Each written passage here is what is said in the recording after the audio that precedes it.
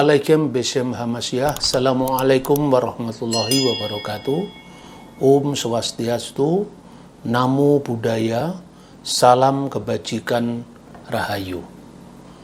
Baru-baru ini saya mendapatkan kiriman video seorang siswa baru SMA 1 di wilayah Yogyakarta, namanya Axel, yang diislamkan oleh guru agama Islam di ruangan kelas. Lalu disaksikan oleh teman-temannya dan sebagian dari mereka memvideokan proses pengislaman itu. Axel, kamu masuk Islam ada paksaan atau ada tekanan? Tidak. Berangkat dari keinginan sendiri ya? Ya.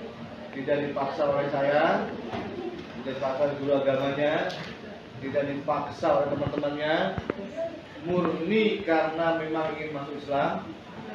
Oke. Sekarang kita syahadatkan. Ya. Bismillahirrahmanirrahim. Bismillahirrahmanirrahim. Asyhadu alla ilaha illallah wa asyhadu anna Muhammadar Rasulullah. Aku bersaksi tiada Tuhan yang wajib disembah melainkan Allah Subhanahu wa taala. Dan aku bersaksi bahwasanya Nabi Muhammad adalah utusan Allah Subhanahu wa taala. Alhamdulillah. Menurut informasi yang saya terima, dan itu dari sumber yang bisa dipercaya, sesungguhnya Axel ini siswa baru yang pernah aktif sebagai murid sekolah minggu bahkan remaja di GKJ Wirobrajan Yogyakarta. Namun dia tidak menjadi anggota dari gereja itu. Ibunya adalah seorang Katolik dan bapaknya adalah seorang Kristen Protestan tetapi sudah meninggal. Tetapi dia diasuh oleh neneknya yang beragama Islam. secara etika sebenarnya cara pengislaman di sebuah sekolah negeri yang dibiayai oleh anggaran belanja negara itu sesungguhnya tidak etis. Meskipun haknya Axel untuk memeluk agama Islam adalah hak asasi yang harus dijamin oleh negara. Nah, saudara-saudara,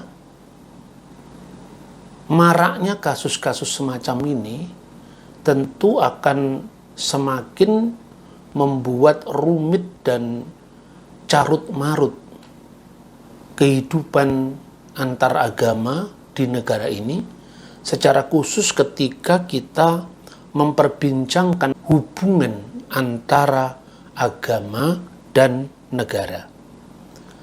Meskipun pada saat Axel ini disahadatkan itu tanpa sepengetahuan orang tuanya, dan anak ini tentu masih di bawah umur, tetapi setelah pihak sekolah yang mengislamkan ini memberitahu kepada mamanya dan mamanya tidak ada masalah.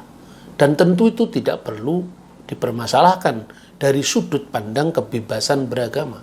Tetapi yang menjadi permasalahan itu adalah bagaimana sekolah negeri yang dibiayai oleh pendapatan negara itu dijadikan ajang untuk dakwah agama tertentu. Saudara-saudara, ketika negara ini berdiri, salah satu problem yang dihadapi oleh para founding fathers itu adalah menentukan hubungan yang harmoni antara agama dan negara. Di satu pihak, negara ini memiliki warisan kemajemukan dalam perjalanan sejarahnya yang panjang, yang dikenal dengan Bhinneka Tunggal Ika, berbeda-beda tetapi satu. Tetapi di pihak lain, warisan kemajemukan itu tidak mengizinkan salah satu agama harus lebih dominan atau mendominasi agama yang lain. Di satu pihak kita ini menjadi bangsa yang religius, tapi di pihak lain kita juga menjadi bangsa yang mewarisi warisan kemajemukan dalam sejarahnya yang amat panjang. Karena itu, menjelang kemerdekaan negara ini, para founding fathers kita benar-benar ingin menemukan solusi yang paling baik, yang paling bisa diterima antara hubungan agama dan negara. Ada 3 paradigma dalam relasi agama dan negara. Yang pertama adalah paradigma teokrasi, di mana agama itu satu dengan negara. Inilah yang disebut negara agama, seperti model-model negara di Timur Tengah, salah satunya itu negara-negara Islam yang banyak sampai sekarang ini bertahan. Tetapi juga yang kedua adalah paradigma sekuler. Paradigma sekularistis itu adalah paradigma yang memisahkan sama sekali antara agama dan negara. Jadi ada garis tegas yang membedakan antara agama dan negara. Ketika tahun 2004 di Prancis, salah satu negara barat yang menganut sekularisasi, sistem ini diterapkan dengan sangat tegas membedakan antara mana yang wilayah negara dan mana yang wilayah agama. Karena sekolah-sekolah pemerintah itu termasuk wewenang dan otoritas negara. Maka pernah ada larangan tahun 2004 itu, seorang tidak boleh menampilkan simbol-simbol keagamaan, agama apapun juga. Orang Katolik atau orang Protestan tidak boleh menunjukkan simbol salib di sekolah pemerintah. Begitu juga orang Yahudi tidak boleh menunjukkan kippah atau topi Yahudi yang khas itu di sekolah pemerintah. Termasuk larangan memakai jilbab bagi siswa-siswa yang Muslim. Orang Kristen tentu sudah terbiasa dengan pola sekularistis ini. Begitu juga orang Yahudi. Tetapi catatan saya, justru isu ini dibesar-besarkan waktu itu di Indonesia, seolah-olah pemerintah Perancis adalah anti-Islam, sehingga melarang jilbab di sekolah pemerintah. Padahal kalau lembaga Islam mendirikan sekolah sendiri dengan ciri khas Islam, atau lembaga Kristen mendirikan sekolah sendiri dengan ciri khas Kristen, begitu juga yang Yahudi, itu tidak ada larangan. Lah, inilah yang kadang-kadang berita-berita yang masuk ke tanah air itu tidak proporsional. Setelah waktu itu kemudian pemerintah Perancis menjelaskan posisi negaranya yang menganut memang asas pemisahan agama dari negara. Nah, ketika Indonesia merdeka, kita memilih paradigma bukan paradigma teokrasi, juga bukan paradigma sekuler. Dan itu sudah dipergulatkan dalam pemikiran para founding fathers kita. Saya bisa memberikan contoh. Pada tanggal 28 Mei 1945, Bung Hatta mengucapkan pidatonya di BPUPKI. Meskipun naskah pidatonya sampai sekarang tidak ditemukan, tapi berdasarkan laporan itu Bung Hatta berbicara tentang konsep agama dan negara. Dan tulisan yang serupa ternyata juga dijumpai dalam pidato beliau yang berjudul Agama dan Negara di Sanyo Kaigi. Dalam pidatonya itu Bung Hatta menegaskan bahwa kita tidak akan mendirikan suatu negara yang memisahkan agama dari negara. Tetapi kita hendak mendirikan sebuah negara modern yang memisahkan urusan agama dari urusan negara. Pada hemat Bung Hatta, umat Islam di Indonesia tidak memiliki hierarki seperti gereja Katolik di Eropa, sehingga menganut asas pemisahan gereja dari negara. Yang ditekankan Bung Hatta bahwa apabila agama itu masuk dalam urusan negara, maka agama akan menjadi perkakas negara. Dan ide ini kemudian pada tanggal 31 Mei 1945 disuarakan kurang lebih sama oleh Profesor Supomo. Profesor Supomo mengatakan bahwa negara bisa saja memfasilitasi kehidupan umat beragama melalui sebuah departemen kehakiman di mana urusan-urusan teknis dari agama itu dibantu, difasilitasi oleh negara.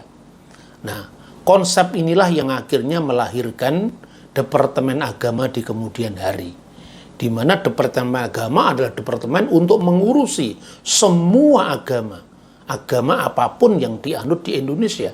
Tidak ada diskriminasi mayoritas atas minoritas agama tertentu. Apabila konsep ini kita ingat kembali, tentu tidak akan terjadi praktek-praktek menggunakan sekolah pemerintah untuk proses islamisasi seperti yang terjadi di Jogja.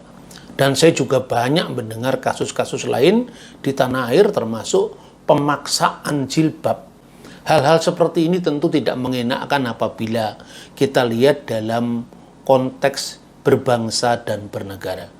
Kebebasan beragama adalah kebebasan yang paling asasi. Tetapi tegaskan kembali bahwa kita tidak menganut paradigma teokrasi. Kita tidak menganut negara agama. Bung Karno pernah mengatakan, kembalikan agama di singgasananya hati nurani masyarakat Indonesia. Jangan agama ditarik ke ruang publik, kemudian dijadikan komoditi. Dan ini tentu merupakan sebuah fenomena yang tidak baik di masa depan. Karena itu, mari kita kembali kepada spirit Pancasila, kepada penghargaan atas hak hidup orang lain, termasuk hak hidup untuk menganut agama, menyatakan keyakinannya, dan bebas melaksanakan keyakinan itu. Tugas negara bukan menentukan benar tidaknya agama.